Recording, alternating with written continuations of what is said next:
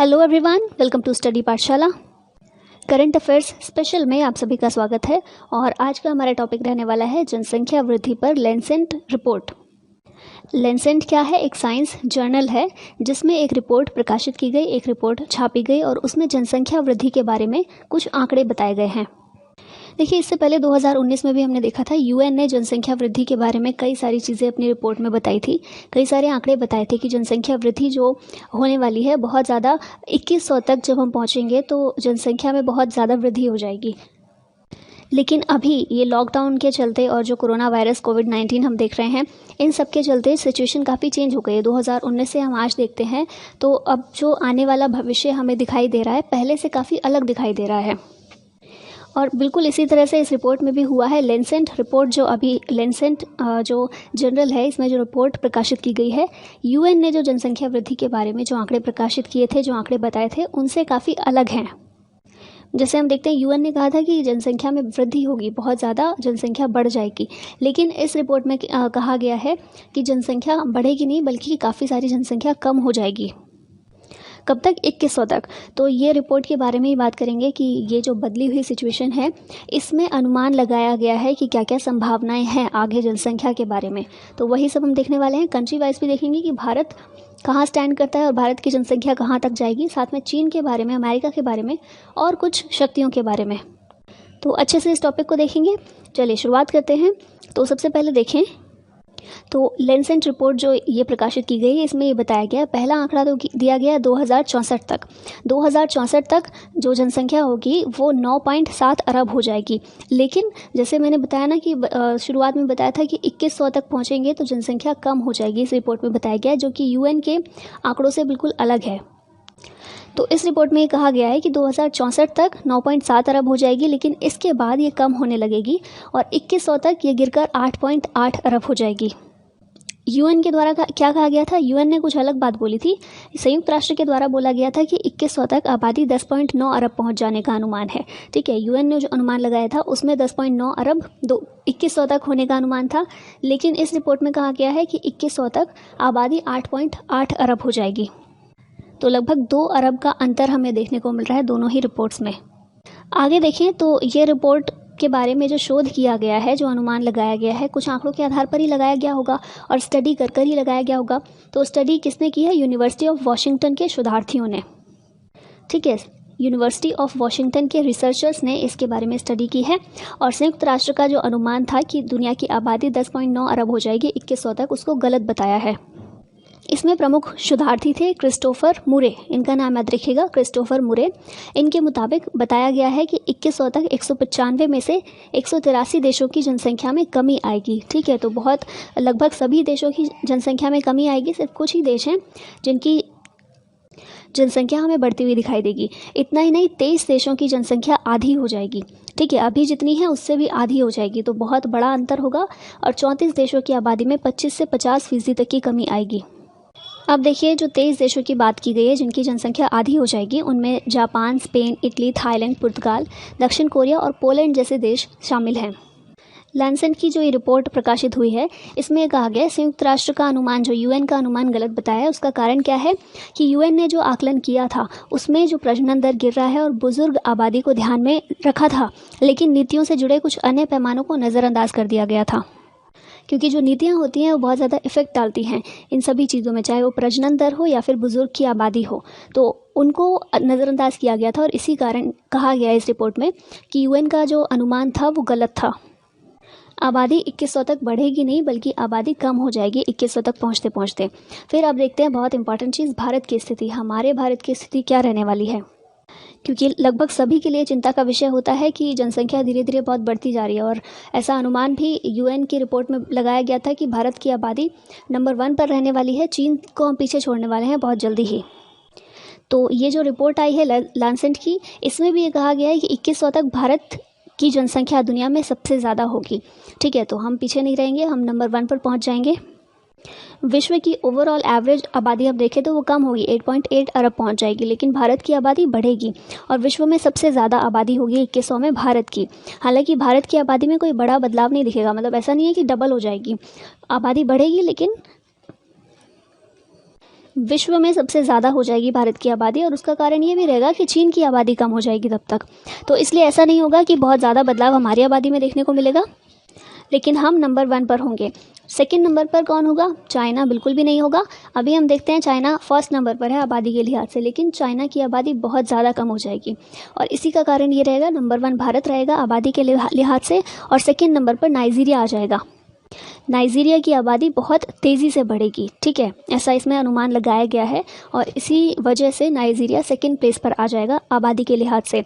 अर्थव्यवस्था और सत्ता के लिहाज से 4 अहम देश रहेंगे। इस रिपोर्ट में ये बताया गया है कि विश्व जो है उस टाइम पर बहुध्रुवीय हो जाएगा। 2100 की बात कर रहे हैं हम, सन 2100 का अनुमान लगा रहे हैं, तो उस टाइम पर विश्व बहुध्रुवीय होगा, ठीक है, कोई एक ध्रुव नहीं होगा। जैसे हम अमेरिका या चीन को नहीं मान सकते, चीन महाशक्तिशाली तब तक नहीं बन जाएगा, या फिर अमेरिका नहीं रहेगा, बल्कि विश्व के 4 ध्रुव होंगे, 4 अर्थव्यवस्था और सत्ता के केंद्र होंगे। और ये अहम देश कौन से हैं? भारत, अमेरिका, चीन और नाइजीरिया, ठीक है, क्योंकि हमने देखा नाइजीरिया की आबादी बहुत तेज़ी से बढ़ने वाली है, ऐसा अनुमान लगाया गया है, तो इसीलिए 4 अहम देश होंगे। जीडीपी के लिहाज से देखें तो ये भी अनुमान लगाया गया है। जीडीपी के लिहाज से भारत तीसरे पायदान पर होगा, 3rd नंबर पर होगा, और टॉप 10 जो अर्थव्यवस्था होंगी, जापान, जर्मनी, फ्रांस, ब्रिटेन, ये सभी टॉप 10 में अर्थव्यवस्था में बने रहेंगे। और एक चीज़ भारत के लिहाज से इम्पॉर्टेंट है जानना कि भारत में जो कामकाजी उम्र वाले वयस्क हैं, कामकाजी उम्र किसे मानते हैं? 15 से 64 वर्ष तक का व्यक्ति, ठीक है, कोई भी व्यक्ति जिसकी उम्र 15 से ज़्यादा हो, 64 से कम हो, इस आयु वर्ग का जो व्यक्ति होता है उनको माना जाता है कामकाजी उम्र वाले वयस्क या कामकाजी उम्र के लोग। तो 2100 तक भारत में इनकी संख्या कम हो जाएगी, क्योंकि हम सभी को पता है भारत एक युवाओं का देश है, लेकिन वो युवा कब तक रहेंगे? हम बात कर रहे हैं 2100 तक, तो वो युवा तब तक तो बूढ़े हो जाएंगे ना। तो इसीलिए कहा गया है कि जो भी हमारे पास डेमोग्राफिक डिविडेंड है उसका फ़ायदा हम आज उठा सकते हैं। हमारे पास सिर्फ कुछ साल हैं, ये 40 से 50 साल है हमारे पास, जिसमें हम जो हमारे पास युवा की जनसंख्या बहुत ज़्यादा है उसका फ़ायदा उठा सकते हैं, क्योंकि उसके बाद फिर हमारे पास ये लाभ नहीं रहेगा। ये जो कामकाजी उम्र के व्यक्ति हैं उनकी संख्या कम हो जाएगी, और यही बताया गया इस रिपोर्ट में भी। 2100 तक जो कामकाजी उम्र वाले व्यक्ति हैं उनकी संख्या घट जाएगी और 57.8 करोड़ रह जाएगी। 2017 का डेटा बता रहा है इसमें, मतलब कंपैरिजन के लिए 2017 का डेटा यूज़ किया गया है इस जनरल के द्वारा, ठीक है। तो 2017 में इनकी संख्या कितनी थी? 76.2 करोड़ थी, लेकिन 2100 में ये कम होकर हो जाएगी 57.8 करोड़। तो जनसंख्या तो हमारे पास 2100 में बहुत सारी रहेगी, ज़्यादा रहेगी, दुनिया में सबसे ज़्यादा होगी, लेकिन कामकाजी उम्र के व्यक्ति वो कम हो जाएंगे। ऐसा नहीं है कि हमारे पास रहेंगे ही नहीं, लेकिन संख्या उनकी कम हो जाएगी। तो इसलिए ज़रूरत है कि जब तक हमारे पास है हम उसका लाभ भरपूर उठाएं, ठीक है। अब देखते हैं चीन की स्थिति। चीन की स्थिति क्यों इम्पोर्टेंट है? क्योंकि आज चीन दुनिया का सबसे ज़्यादा जनसंख्या वाला देश है। तो चीन लेकिन ये रहेगा नहीं, क्योंकि हमने देखा 2100 में Bharat number 1, Nigeria second number पर आ जाएगा, मतलब चीन की जनसंख्या बहुत कम हो जाएगी।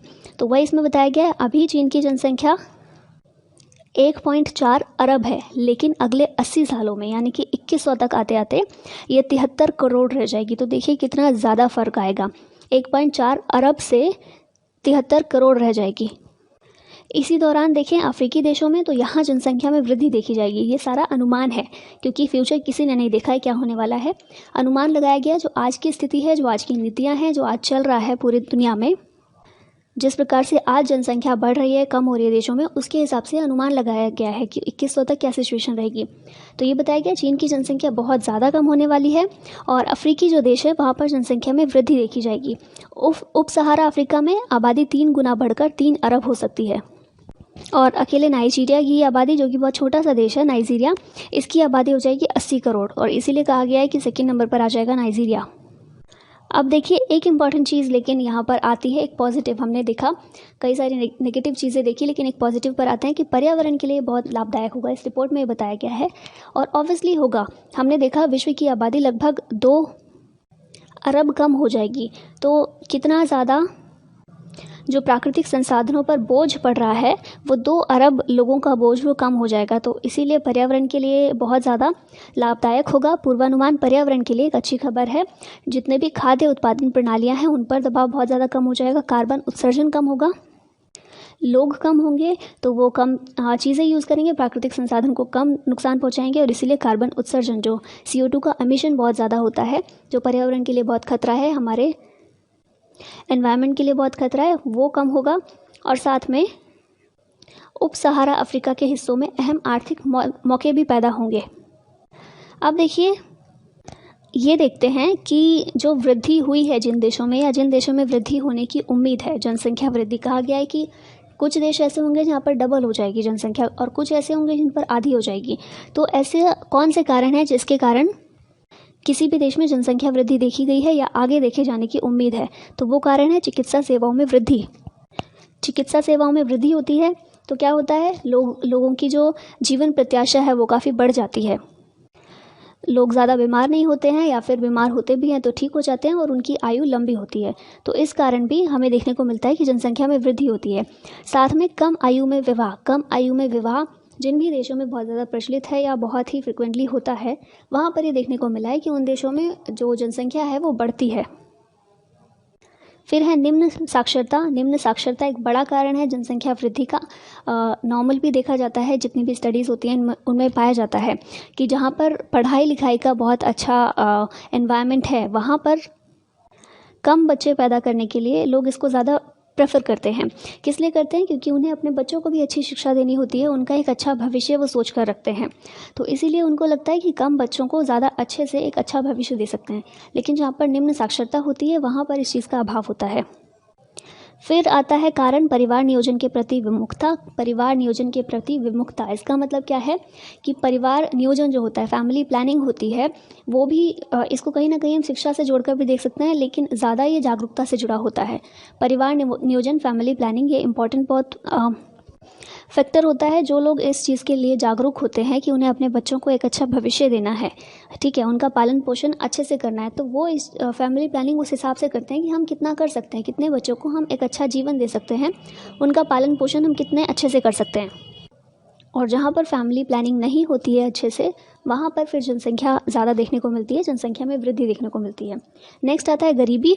तो गरीबी भी एक बड़ा कारण है। गरीबी कैसे कारण है? बच्चे ज़्यादा होने के लिए कोई भी गरीब व्यक्ति वो ये तो बिल्कुल नहीं सोचता कि अपने बच्चे को अच्छा भविष्य देना है या पढ़ाई के लिए बहुत खर्चा होगा तो एक दो बच्चे ठीक है। वो ये सोचकर गरीबी में ये सोचकर बहुत ज़्यादा बच्चे पैदा किए जाते हैं कि जो बच्चे होंगे, जितने ज़्यादा बच्चे होंगे उतना ही वो काम में हाथ बटाएंगे और उतना ही ज़्यादा उनकी जो डेली लाइफ है वो चल पाएगी, जो डेली की जीविका है वो चल पाएगी। क्योंकि बच्चों को पढ़ाने या उनके भविष्य के बारे में ज़्यादा सोचते नहीं हैं, बहुत ज़्यादा खर्चा होता नहीं है, क्योंकि खर्चा तो उन्हीं पेरेंट्स का होगा ना जो अपने बच्चों के अच्छे भविष्य के लिए सोचेंगे। वो पढ़ाई लिखाई पर भी खर्चा करेंगे, बाकी चीज़ों पर भी। लेकिन एक गरीब व्यक्ति जो सिर्फ खाने के लिए ही दिन रात सोचता है कि वो सुबह और शाम का खाना कैसे अरेंज हो जाए, तो वो कैसे सोचेगा बहुत अच्छा जीवन देने के बारे में। तो गरीबी में यही कारण रहता है कि जितने ज़्यादा बच्चे होंगे, जितने ज़्यादा हाथ बटाने के लिए जितने ज़्यादा हाथ होंगे, जितने ज़्यादा लोग होंगे, उतनी ही आजीविका बहुत इजीली चल जाएगी और कुछ हो ना हो, डेली का जो सुबह शाम का खाना है, जो मील है, वो हो पाए। और फिर आता है जनसंख्या विरोधाभास। तो ये सभी कारण हैं जो जनसंख्या बढ़ाने में योगदान देते हैं। फिर अब देख लेते हैं जनसंख्या वृद्धि के चरण कौन कौन से होते हैं, क्योंकि रिपोर्ट में स्टार्टिंग में हमने क्या देखा था, याद कीजिए कि 2064 तक जनसंख्या बढ़ेगी। वैश्विक जनसंख्या की बात हो रही है, 2064 तक ये बढ़ेगी, लेकिन फिर उसमें कमी आना शुरू होगी। तो ये चरण होते हैं कुछ इसके। इसी कारण ऐसा होता है कि एक समय ऐसा आता है कि जनसंख्या पीक पर पहुँच जाती है और फिर वो धीरे धीरे कम होना शुरू होती है। तो कौन कौन से चरण हैं, कितने चरण हैं? तो कुल 4 चरण हैं, ठीक है। जनसंख्या वृद्धि के 4 चरण होते हैं। पहले 3 चरण जनसंख्या वृद्धि वाले होते हैं और चौथा चरण वो फिर जनसंख्या में जब कमी आने लगती है तो वो चौथा चरण होता है। पहला चरण कौन सा होता है? मृत्यु दर में कमी और दीर्घायु सुधार में कमी। यानी कि चिकित्सा सुविधाएं जब अच्छी होने लग जाती हैं, मृत्यु दर, लोगों की मृत्यु कम होती है और जन्म दर ज़्यादा होती है, ठीक है। तो ये पहला चरण होता है। जब ये होना शुरू होता है तो जनसंख्या धीरे धीरे बढ़ती है। दूसरे चरण में जन्म दर कम हो जाता है। अब यहाँ दूसरे चरण में क्या बताया? जन्म दर कम हो जाता है, लेकिन जन्म दर कम होने का मतलब ये नहीं है कि जनसंख्या कम होने लगेगी। जन्म दर कम ज़रूर होता है, लेकिन मृत्यु दर जन्म दर से भी कम रहती है, ठीक है। लोगों का जन्म तो कम बच्चे जन्म लेते हैं, लेकिन मृत्यु उससे भी कम लोगों की मृत्यु होती है। आई होप आप समझ पा रहे होंगे। दूसरे चरण में जन्म दर कम हो जाती है, लेकिन जन्म दर में गिरावट मृत्यु दर की गिरावट से कम तीव्र होती है, ठीक है। फिर तीसरा चरण आता है तो उसमें प्रजनकता का प्रतिस्थापन होता है, लेकिन जनसंख्या बढ़ती रहती है क्योंकि बहुत बड़ी जनसंख्या प्रजननशील आयु वर्ग में होती है। जबकि क्या कहा जा रहा है यहाँ पे कि जो प्रजनन दर है वो कम हो जाती है। ठीक है, तीसरे चरण में प्रजनन दर कम हो जाती है। जो महिलाएं हैं कम बच्चों को जन्म देती हैं, जैसे प्रति महिला 1 या 2 बच्चों को जन्म देगी, लेकिन जो बच्चों को जन्म देने वाली महिलाएं होती हैं वो बहुत ज़्यादा होती हैं। तो इसीलिए ये चरण में क्या होता है, प्रजनन दर तो कम हो गई लेकिन जनसंख्या में कमी नहीं होती क्योंकि जन्म देने वाले लोग बहुत ज़्यादा हैं, प्रजननशील जो आयु वर्ग है वो बहुत ज़्यादा है। और फिर फाइनली आता है चौथा चरण, जब जन्म दर प्रतिस्थापन दर से नीचे आ जाती है और प्रजननशील आयु वर्ग में उपस्थित जनसंख्या भी कम हो जाती है। यानी कि जो जन्म देने वाली माताएं हैं उनकी संख्या भी कम हो जाती है और जन्म दर जो है, जो प्रजनन दर है वो भी कम हो जाती है। और इसका कारण ये होता है कि जो जनसंख्या वृद्धि है वो रुक जाती है और जनसंख्या स्थिर हो जाती है। ठीक है, तो जनसंख्या वृद्धि के कुल 4 चरण हैं और 2100 तक भारत तीसरे चरण में पहुंचेगा और फिर उसके बाद भारत की जनसंख्या भी धीरे धीरे कम होनी शुरू होगी। अब लास्ट में देख लेते हैं राष्ट्रीय जनसंख्या नीति 2000, क्योंकि हम जनसंख्या की बात कर रहे हैं, जनसंख्या वृद्धि की बात कर रहे हैं। तो जनसंख्या वृद्धि को रोकने के लिए या फिर जो बहुत ज़्यादा वृद्धि हो रही है भारत में, इसको कंट्रोल करने के लिए कौन सी नीति अपनाई जा रही है, तो ये राष्ट्रीय जनसंख्या नीति 2000 है। इसकी घोषणा गर्भ निरोध, स्वास्थ्य संबंधी आधारभूत ढांचा, स्वास्थ्य कर्मचारियों और एकीकृत सेवा डिलीवरी की अतिरिक्त मांगों को पूरा करने के लिए अविलंब लक्ष्य को हासिल करने के लिए की गई थी। ठीक है, मतलब कि ऐसा नहीं है कि किसी देश को जनसंख्या कम करनी है, अपने देश में जनसंख्या जो बहुत ज़्यादा बढ़ रही है उसे स्थिर करना है तो लोगों को मारना शुरू कर दो, ये तो कोई ऑप्शन नहीं होता ना, ऐसा कोई नहीं करेगा। तो यहाँ पर हम देख रहे हैं ना, स्वास्थ्य संबंधी सुधार करने की बात की जा रही है। जो भी सेवा डिलीवरी है, स्वास्थ्य कर्मचारी हैं, उनकी मांगों को पूरा करने के लिए जो कदम उठाए जाने चाहिए, तो सब अच्छी चीज़ें हैं, है ना। इनसे हम ये तो नहीं कह सकते कि जो जनसंख्या है वो कंट्रोल होगी, बिल्कुल भी नहीं होगी। लेकिन क्या होगा कि जो मृत्यु लोगों की बीमारी की वजह से होती है या फिर इन कारणों की वजह से जो नेचुरल नहीं है, उन कारणों की वजह से मृत्यु को रोकना। और इन कारणों को रोकने के बाद क्या किया जाता है कि शिक्षित करो लोगों को, स्प्रेड जो शिक्षा है उसको स्प्रेड करो, लोगों को जागरूक करो इन चीज़ों के बारे में कि वो फैमिली प्लानिंग करें। तो इस नीति का उद्देश्य भी कुछ ऐसा ही है। इस नीति का उद्देश्य कुल प्रजनकता को प्रतिस्थापन स्तर यानी कि 2 बच्चे प्रति जोड़ा तक लाना है।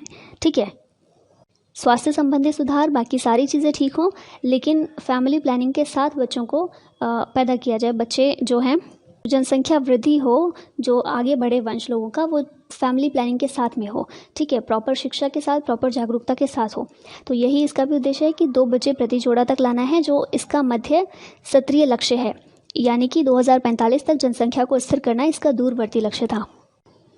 लेकिन स्थिर तो नहीं होगी, हमने देखा अभी 2100 तक जो हमारी जनसंख्या है बढ़ेगी, लेकिन बहुत ज़्यादा फर्क नहीं होने वाला है। दुनिया में सबसे ज़्यादा जनसंख्या वाले हम रहने वाले हैं, लेकिन हमारी जनसंख्या बहुत ज़्यादा, ऐसा नहीं है कि एकदम से उछाल हो जाएगा और हम डबल हो जाएंगे। जनसंख्या कुछ स्थिर ही रहेगी, थोड़ी बहुत वृद्धि के साथ। तो ये था राष्ट्रीय जनसंख्या नीति 2000 के बारे में, और ये पूरा लांसेट जर्नल की रिपोर्ट जो कि जनसंख्या वृद्धि के बारे में है कि 2100 तक यानी कि अगले 80 सालों में जनसंख्या के क्या हालात रहने वाले हैं, पूरे विश्व के, भारत के, चीन के, सभी के हमने देखे।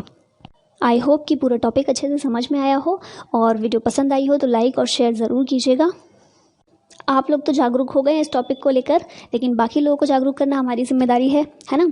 तो इसको ज़रूर शेयर कर दीजिएगा। तो इसी के साथ आज की वीडियो यहीं समाप्त करते हैं। Thank you so much for watching this. जय हिंद।